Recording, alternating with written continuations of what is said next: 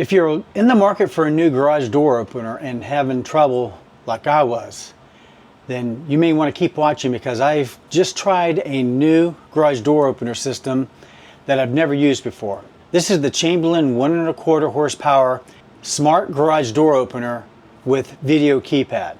Description below if you want to check it out.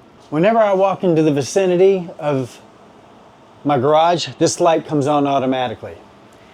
And what I love about it is that you can also control it from your phone. There's also a keypad on the wall right behind the camera. But if I'm out and about or if I'm inside the house, I can just hit this app. It's called MyQ App. And see this little thing here? You just click on that and it opens the garage door.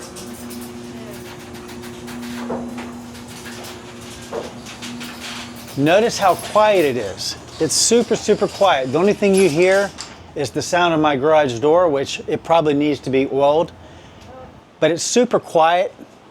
And this unit also has a battery backup. So if the power goes out, it'll still control the unit. So on the wall, I have installed the wired unit.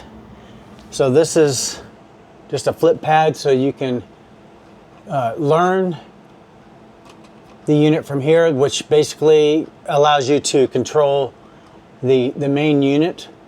You can also lock it so that anybody from the outside can open the door. It doesn't lock this particular part, which I wish it would, because we have our son that, you know, sometimes we don't want him to open up the garage door.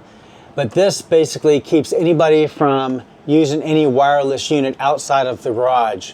So if you're worried about a neighbor possibly opening up your garage door, that will lock it down. This is your wireless unit. You can also turn the light on and off. So this is the unit itself. For somebody handy, it isn't too bad of a job, although they make you believe that it's only going to take a few hours. And just to let you know, I have a lot of junk in my garage. This whole area was just full of junk, and so it probably took me longer than it should have, because I was constantly trying to navigate over all the junk. But I also had to move this support beam, because it was actually, if you could see the holes, it was kind of attached a little bit further forward. And I'm going to put a picture of my old unit. My old unit was a Genie, and I'm not sure how long it was there. I want to say that I probably replaced some things, or maybe the whole unit. But it lasted me quite a few years. But from what I've been told, the new ones are not made as well as the old ones. Through the recommendation of people at Lowe's and Home Depot, it seemed like all the guys were saying the newer Genies and some of the other units, they're just not making them like they used to. And I'm not even 100% sure this one is going to be made as good as they used to make these. But I wanted to take a chance on this one. And I thought the instructions and everything were pretty straightforward. It has an app. It basically will walk you through diagrams, and it's a step-by-step process on actually putting the unit together and actually installing it. Now, I will tell you, it was kind of ambiguous in the very beginning. Like, you got to put this long beam together, which is what connects it to the door. So the whole process involves basically replacing that beam there, okay?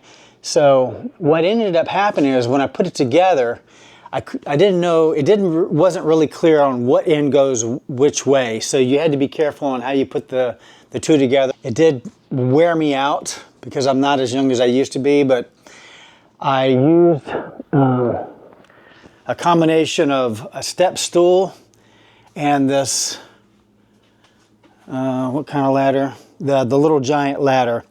I used that. And what you want to do is you want to use those two. You want to build this unit on the ground, put it all together, and then what you're going to do, you're going to attach this other end with a bolt. And also I had to move the mount a little bit higher as well. But once you get all of that connected there, this is going to hang down, and you want to hang it on your ladder. And it's a little tricky when you're doing it by yourself, but I did this whole thing by myself. And also the fact that I had to move that beam caused it to be a little bit more work. But once I got it all together, I connected the power and followed all the necessary steps. I did have a problem making it work because my wiring down here on these things here from my previous setup, for some reason the wires were incorrect, so it wouldn't let me operate the unit. But once I figured that out, it worked like a charm from the very beginning. So now that you have it open, like I said, and see, it also notifies me on my phone when the door is open and also when it's closed. So it's called MyQ. And just to let you know, this also has a subscription service, which I did not pay for. As you can see, I have, 8 more days left on my free trial. So I'm not sure what features I'm going to be missing. Probably with the video recording, it'll probably not store my videos, which I don't really care. All I care about is being able to open up and close this garage door. And it's good to know when it does. But this is another nice feature here.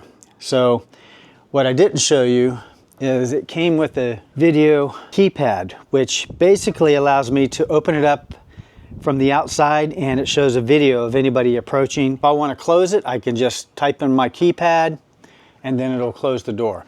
But I wanted to show you this feature because this is kind of like a safety feature as well. But when I try to close the door from my app and I'm inside the garage, or even if I'm outside of the garage, watch what happens. Hear it beeping? It's beeping and flashing, and it's going to wait a few seconds before it shuts down the garage door. So if there's anybody in the way, it kind of gives them notification that it's getting ready to shut. And of course, if I get in the way, it's going to open back up. These are just standard safety features. If I want to shut it again, I just type in my code, and it's got a green light, and just hit that button, and then it shuts again. The other thing I liked about it, it was very easy to connect our vehicles, because our vehicles have the wireless garage door opener feature.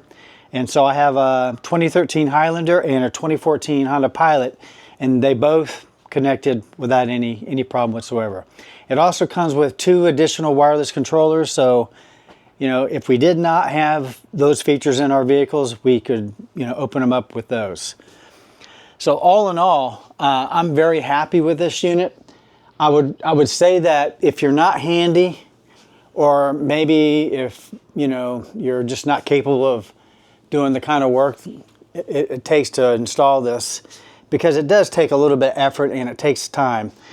I don't know what people would charge to put one of these in, but doing it yourself will save you some money. This was just one of several different models that are similar to this. They also have a unit that has a camera that's actually attached to this unit underneath so that it can give you a view of anybody in your garage. So that is a feature that I really didn't need. In fact, my previous garage door opener didn't have any of these wireless features, did not have an app. So these are kind of nice features I actually like now.